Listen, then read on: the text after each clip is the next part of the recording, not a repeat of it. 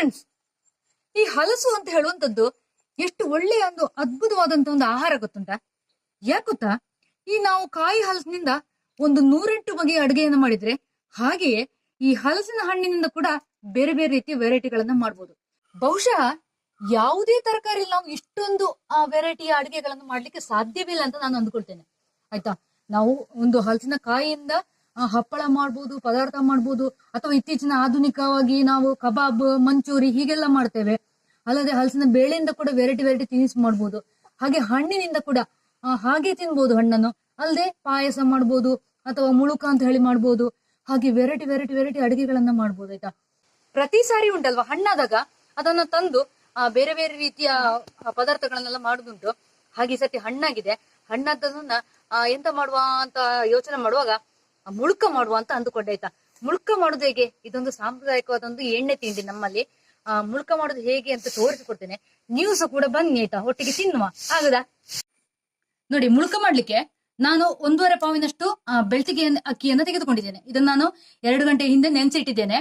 ಹಾಗೆ ಬೆಲ್ಲ, ಉಪ್ಪು, ಹಾಗೆ ಸ್ವಲ್ಪ ಏಲಕ್ಕಿ ಪರಿಮಳಕ್ಕೆ, ಹಾಗೆ ಸ್ವಚ್ಛಗೊಳಿಸಿದಂತಹ ಹಲಸಿನ ಹಣ್ಣಿನ ಸೋಳೆ. ಹಲಸಿನ ಸೋಳೆಯನ್ನ ನಾನು ಮಿಕ್ಸಿ ಜಾರ್ನಲ್ಲಿ ಕಡಿದುಕೊಳ್ಳಿಕ್ಕಿದ್ದೇನೆ. ಯಾಕೆಂತ ಹೇಳಿದ್ರೆ ಅದು ಗ್ರೈಂಡರ್ ಅಲ್ಲಿ ಅಷ್ಟು ನುಣ್ಣಗೆ ಆಗಿ ಕಡಿದುಕೊಳ್ಳಿಕ್ಕೆ ಆಗುದಿಲ್ಲ. ಆದ ಕಾರಣ ನಾನು ಮಿಕ್ಸಿ ಜಾರ್ಗೆ ಹಾಕ್ತೇನೆ. ಕೊನೆಗೆ ನಾನು ಅದಕ್ಕೆ ಬೆಲ್ಲವನ್ನು ಸೇರಿಸಿ ಪಲ್ಪನ್ನ ಮಾಡಿ ಇಟ್ಟುಕೊಳ್ತೇನೆ.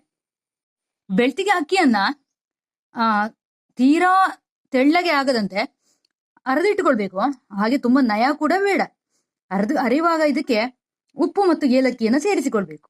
ರುಬ್ಬಿಟ್ಟಂತಹ ಅಕ್ಕಿ ಹಿಟ್ಟಿಗೆ ನಾನೀಗ ರುಬ್ಬಿಟ್ಟಂತಹ ಹಲಸಿನ ಹಣ್ಣಿನ ಪಲ್ಪ್, ಇದಕ್ಕೆ ಬೆಲ್ಲ ಕೂಡ ನಾನು ಸೇರಿಸಿದ್ದೇನೆ.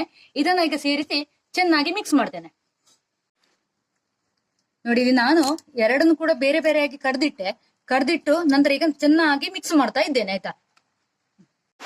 ನೋಡಿ, ಹಿಟ್ಟು ಇಷ್ಟು ದಪ್ಪಗಿರ್ಲಿ. ಆಯ್ತಾ? ನಾನು ತೆಂಗಿನ ಎಣ್ಣೆಯನ್ನ ಕಾಯ್ಲಿಕ್ಕೆ ಇಟ್ಟಿದ್ದೇನೆ.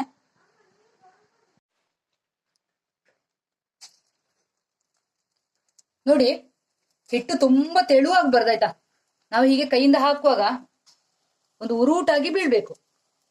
ತುಂಬಾ ತೆಳುವಾದ್ರೆ ಅಷ್ಟು ಚಂದ ಬರುದಿಲ್ಲ. ಹಾಗೆ ತುಂಬಾ ಗಟ್ಟಿ ಕೂಡ ಆಗ್ಬಾರ್ದು. ಮಧ್ಯಮ ಅಳತೆಯಲ್ಲಿ ನಮ್ಗೆ ಹಿಟ್ಟಿರ್ಬೇಕು.